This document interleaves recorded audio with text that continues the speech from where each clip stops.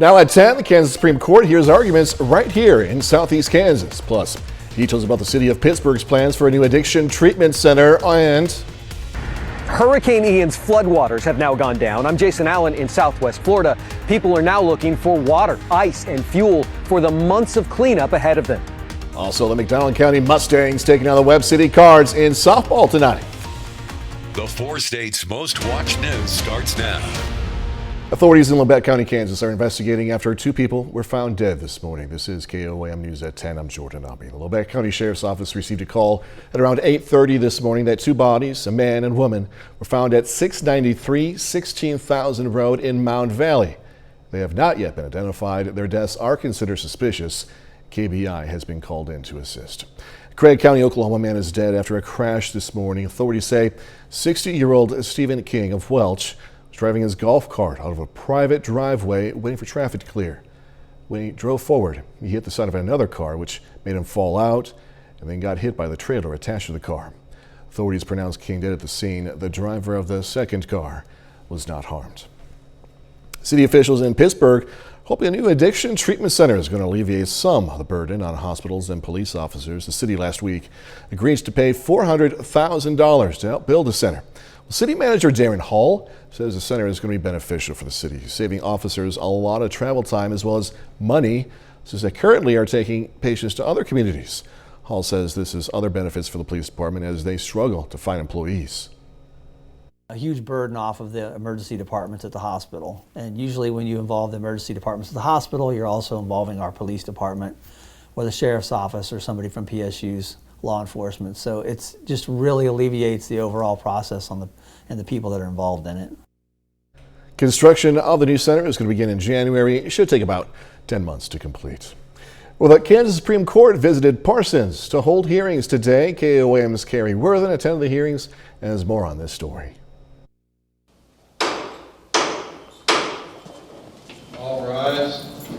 I hope this is as close as I ever have to get to a Supreme Court hearing, but it sounded very interesting and wanted to know more how the Supreme Court works.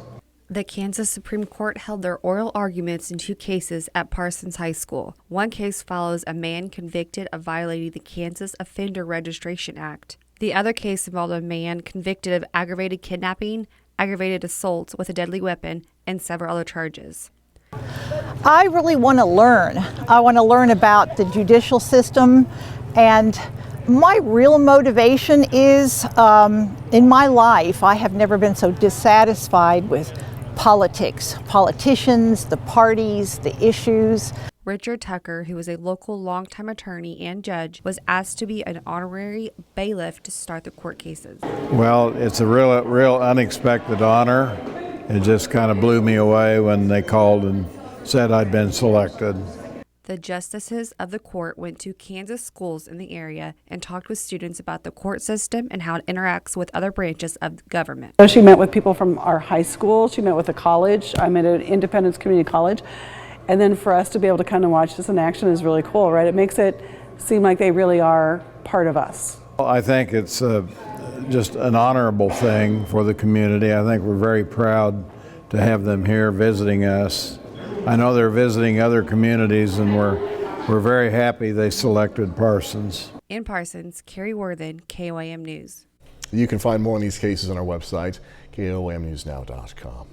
Sam Lane joining us now. First look at the forecast. I think great temperatures out there right now. Oh yeah, great temperatures, and that's been a great thing across our area, but we need some rainfall. We're still stuck in a drought. The Drought Tracker is going to be updated tomorrow, but right now we're in the exceptional category from southwest Missouri right through southeastern Kansas into north central Oklahoma. Here's a picture of how much rain has actually fallen over the last 90 days. You can kind of see this big old hole here in southeast Kansas where some places have only had about 1 inch, maybe 2 in the last 90 days, and that is just simply way too dry. Conditions are a little bit better down in Bentonville and Benton County, Arkansas. We're going to have some cool nights ahead as well as some warm days and a cooler weekend in store for us. And also we're going to be going into an unsettled next week, a little bit more in the way of storminess. Speaking of storminess, here is the remnants of Ian moving through the New England states, but we're also going to be turning our attention back into the Caribbean and also the Atlantic Ocean to see what's going on there, because we're still not done with hurricane season yet, but fortunately Ian is starting to wind down. Jordan? Yeah, Sam, thank you so much. Speaking of Ian, the death toll from Hurricane Ian continues to increase with over 90 confirmed deaths in Florida now. Rescues still ongoing 5 days after the storm hit. Reporter Jason Allen has more from Englewood, Florida. New drone video shows the devastation in Fort Myers, Florida from Hurricane Ian. All our floors are completely gone. All our furniture, I'd say 90% gone. This is just devastating. I've never been through anything like this. On street after street, there are collapsed homes, stacks of boats, and piles of debris. Search and rescue efforts continue, primarily down at Fort Myers Beach. As you know, that's the hardest hit area of Lee County. Fire rescue! And as teams go door to door searching for victims, the death toll keeps climbing. The city's mayor says 24 people are still missing. This is video of Miami's ambulance strike team helping out with rescues over the weekend. More than 2,000 people have been rescued. We have 4 ambulances here and we have 2 rescues here. So the ambulance will be taking patients that are non-ambulatory. For many, the struggle has become how to get food and water, which have been in short supply. We got food, water, and ice available. Cars lined up at a distribution center in Englewood, where the National Guard is handing out items. What is it that you guys are most in need of? Water. Water and ice, actually. Crews are working to repair the main roadway to Pine Island. The only bridge was knocked out in the storm, stranding residents. Jason Allen, CBS News, Englewood, Florida. More than 500,000 customers in Florida still in the dark. Many are also questioning today if evacuation orders came too late for Lee County. Some parts of Carthage, Missouri receiving beautification projects. One of those projects is a parking lot renovation at the 6th and Main parking lot to celebrate, as we're seeing its completion. Vision Carthage, among other Carthage offices, held a ribbon cutting. Is that parking is a challenge, and we actually are fortunate to have about 6 public parking lots that maybe are a well-kept secret. So we wanted to try to promote the parking lots, improve the parking lots, make people feel comfortable to park there, and so that was, kind of the idea behind this initiative. There are 5 other parking lots still being renovated. The Miami Fire Department is making sure people know how to prevent fires. Today they hosted a fire prevention show at the Coleman Center. It's a chance for residents to learn about smoke detectors, tips to prevent fires, and how to properly extinguish fires. Dress up like clowns and put on costumes and get them interacted with different things. During our show we like to, ask them questions to get them interacted and, make sure that they're having a good time. It's all for them. It's fun for us, but it's also, it's all for the kids. October is also Smoke Detector Awareness Month. This is an important reminder to check those batteries in your detectors to keep you and your family safe. Coming up, new details released regarding the homecoming football game shooting near Tulsa. Plus, prosecutors started laying out their case against members of the Oath Keepers in connection with the January 6th assault on the U.S. Capitol. I'm Deborah Alfarone on Capitol Hill with arguments from both sides. police in Oklahoma today said they found 2 more victims who were wounded in a shooting at an Oklahoma high school football homecoming game. Police initially said one 17-year-old died and another 17-year-old was wounded in the shooting Friday at McLean High School for Science and Tech in Tulsa. But authorities said today that 2 more victims were treated for gunshot wounds. A 20-year-old woman, also a 9-year-old girl. Both were treated for their injuries. They were released from a hospital. Police said the shooter ran away after opening fire during the football game between McLean and Miaa High School. No arrests have yet been made. A Missouri man took a plea deal for the murders of 2 cattle ranchers. Garland Joey Nelson pleaded guilty, admitting in July of 2019 he had a business dispute with brothers Nicholas and Justin Diamond. The brothers were in town from Wisconsin to collect a $250,000 debt that stemmed from a cattle deal when they went missing. Well, Nelson admitted he shot and killed the 24 and 35-year-old at his mother's farm there and burned their bodies then. He was sentenced to 2 life terms in prison without parole. Today, prosecutors began laying out their case in one of the highest profile trials in connection to the January 6th Capitol assault. The U.S. government is asking the jury to convict the 5 members of the far-right group Oath Keepers on charges of seditious conspiracy. They're accused of plotting an armed rebellion to stop the peaceful transfer of power from former President Trump to Joe Biden. All 5 have pled not guilty. Deborah Alfarone has more from Washington. Opening arguments began in a Washington, D.C. federal court in the trial of Elmer Stewart Rhodes, the founder of the far-right group Oath Keepers, and 4 of his associates. They're charged with seditious conspiracy, the most serious to date in connection to the January 6th storming of the U.S. Capitol. It carries a possible 20-year prison sentence. In court, prosecutors told the jury that the defendants, quote, concocted a plan for an armed rebellion to shatter a bedrock of American democracy. The seditious conspiracy charge here really shows you tried to wage war on the most precious thing to us, the peaceful transfer of power. Defense attorneys told the jury Monday that the defendants did nothing illegal and that the government's case against them was completely wrong. The defense also plans to argue that Rhodes of Granbury, Texas, was not at the Capitol on January 6th and that he and his subordinates were only preparing to act on former President Trump's behalf, waiting for him to invoke the Insurrection Act. We know that the former president didn't invoke the Insurrection Act, and even if he did, it would not have allowed them to take these actions. So far, more than 900 people have been charged in connection to the riots on that precarious day. Deborah Alfarone, CBS News, Capitol Hill. The U.S. government's last successful seditious conspiracy trial, which resulted in a conviction, was almost 30 years ago. A little bit later, I'm going to tell you why concert goers are looking for refunds after a Garth Brooks concert. And I'll be back with your forecast, a look at the week as well as the upcoming weekend and some changes next week with some rain chances as well. We'll be right back. Well, it was another beautiful day across the 4 states with temperatures in the 80s in many locations and also dry air in place too. And it's still dry out there tonight, including Seneca, Missouri with the Indigo Sky Casino and Resort. This afternoon, we made it up to 85 warm degrees in Joplin, starting out at 48. Which was not anywhere close to the records, though, of 32 and 92 set back in 2006. So we were a little bit above normal on the high and below normal on the low. So in all, it kind of evened out. Over the month, we've had 3 days so far, and they've all been above normal. And last month, we, of course, had many days above normal, ending up with one of the hottest Septembers on record. So hopefully October is not going to end up like that. Rainfall is not anywhere to be found across the area right now on radar. You can see it's all clear, just picking up some moisture in the air. We have to go all the way up into the northern Rockies before we start to run into some rain associated with the frontal system that's now pulling out into the central plains. But it is oh so slowly moving into the plains. Most of this is going to go to the north and east of us. The front will make it through here, but the cold air is really not going to come in behind it until about Friday after the frontal system moves through.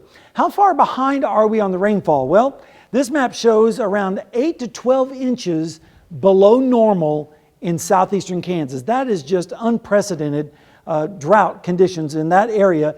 Now down in Benton County, they're not too bad right now. Joplin, we're kind of around 4 to 6 inches behind on normal. So we need about that amount to get back up to where we should be, and hopefully we're going to start to see some rain. We don't want it all at once, but we do need some rainfall. Temperatures right now are generally in the 60s across our area, 63 in Pittsburgh, 65 in Fort Scott, already down to 60 degrees up for our friends in Iola, and 59 down in Jay. Dew points, they're in the 40s, so that means it's dry out there as far as the dew points go, and when you bring that air inside and heat it up, the humidity really goes down. So you might need to use a humidifier. 63 right now in Joplin, 63 is what it feels like. The dew point is 45 and the humidity is currently 52% and the pressure is rising. What's falling is the allergies, and that's good. 5.2 today, 5.1 tomorrow, so at least we're getting some relief from the ragweed and the chenopod. And we're looking at the forecast tonight with a few clouds out there with lows generally in the 50s. Some 40s down in Oklahoma though, with Bonita 48 and 48 in Grove. Then tomorrow, a repeat of today, but we're going to have more clouds tomorrow, especially high clouds with highs in the lower 80s, some mid 80s out to the west, like in the Ville with 85, 87 in Nowata, and 84 over there in Welch. Then as we go into Wednesday morning, we're going to see maybe some showers developing. Some of the latest data indicates that these showers will primarily be up to the north, but maybe a few folks will get a shower or two. Most of us will probably get a sprinkle or a big old goose egg.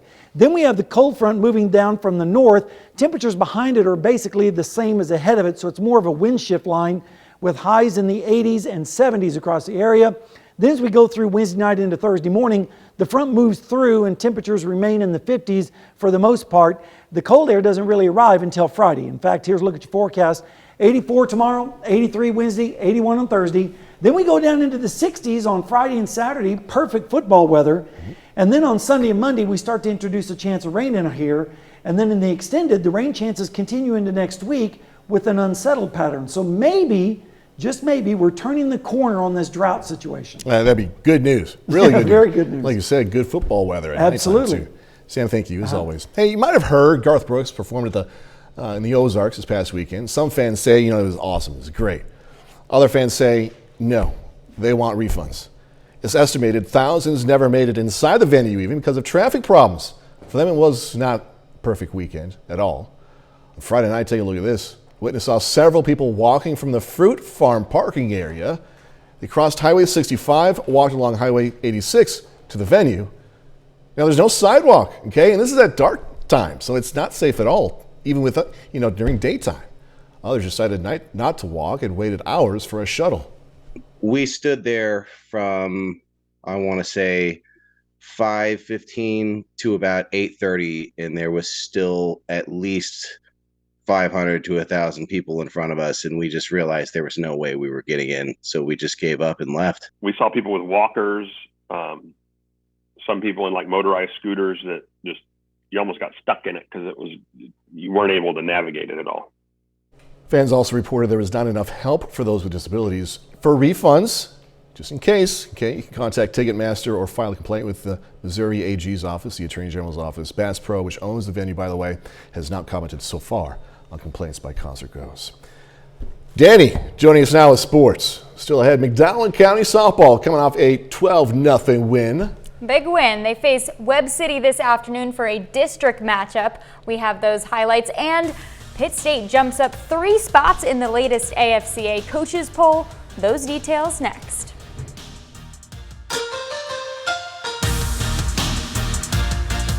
The Mcdonald County Mustangs are back in action today on the road facing the Webb City Cardinals. The Mustangs are 15-7 this season and have won 3 of their last 4 games. Top of the third, Nevaeh Dodson crushes the pitch over the wall in center field. Solo home run gives Mcdonald County a 1-0 lead. Mustangs add to it in the 5th. J.C. Franken hits it deep to right for an RBI double. Then pitch gets away. That allows Carly Cooper to come home. Dodson strikes out 12, and McDonald County picks up the road win 3-1. Pitt State football cracked the top 25 after its Week 2 win over Nebraska Kearney, and the Gorillas have been climbing the national rankings every week since then. Pitt State makes another jump this week, moving from 10 to number 7. Northwest Missouri also improves, coming in at 9. That sets up a huge top 10 matchup for this Saturday when the Gorillas put their undefeated record on the line, hosting the Bearcats. The only other MIAA school in the rankings this week is Nebraska Kearney at 24. Missouri Southern's Nick Williams is named the MIAA Special Teams Athlete of the Week. It's the second time the Lions kicker has earned the honor this season. Williams went 3 for 3 in field goals on Saturday against the Gorillas, including this one right here, a career-best 52-yarder. This week's Performance of the Week goes to the Frontenac Raiders for their big win over Columbus on Friday. The Raiders beat the Titans in Columbus 35-8. Those 35 points scored is a season high for Frontenac. They also forced 4 turnovers in the game. The win lifts the Raiders over 500. They're now 3-2 on the season. We've struggled on offense this year, and we've struggled to run the ball consistently, and in that first half we were pretty consistent. We're best when we're running the ball, we're balanced, and we can hit some big plays in the passing game. So our protection was tremendous, our running game was strong, and Cal hit some big plays in the passing game. It's just a good thing that our kids can go on the road and win in any atmosphere, and it's going to take that in some big games coming forward. Frontenac actually has all 3 of their wins on the road this season. Really? They host Baxter Springs this Friday, so they'll try and get their first win at home this Friday as well. Good for them. Good for them. We'll be right back. Take time now to honor a local veteran. Craig Davis served the U.S. Marine Corps in 1991. His hometown, Neosho, Missouri. We are proud to salute and thank Corporal Craig Davis. He's tonight's Forest Day hero. To learn more about all of our heroes, or if you'd like to nominate your own, please do. Simple. Just go to our website, KOAMnewsnow.com. Spooky season is upon us now, so naturally people may be looking for things to frighten them. Not me. I don't know. But if you are, Waco Schoolhouse in Asbury, Missouri is located inside an old schoolhouse built in 1934. It's been closed, though, in the last 30 years. Well, KOAM paid a visit to the house to check out what the haunted house offers, and to say the least, it's pretty spooky. Man, look at that. Geez, you can catch the tour of the haunted house on KOAM's morning show starting at 5 a.m. tomorrow. So see you there. All right. If you love burgers, you're going to love the news that's coming to Joplin, okay? This evening, Joplin City Council met to approve the potential site of a future Whataburger. The proposal passed unanimously. So it's going to be located at 2014 South Rangeline Road and 2019 South Highview Avenue.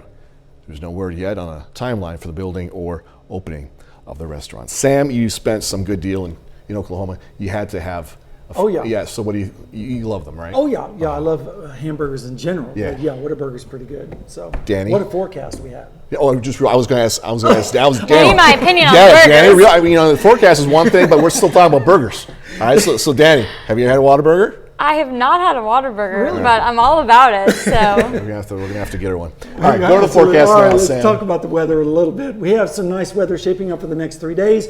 Cooler weather as we head towards the weekend, but some showers starting to enter our forecast as we head into early next week, and some late data indicates that we could actually start to see more rounds of rain as we go into the really far out. So hopefully we're going to put an end to this drought soon. Yeah, that's good. Danny.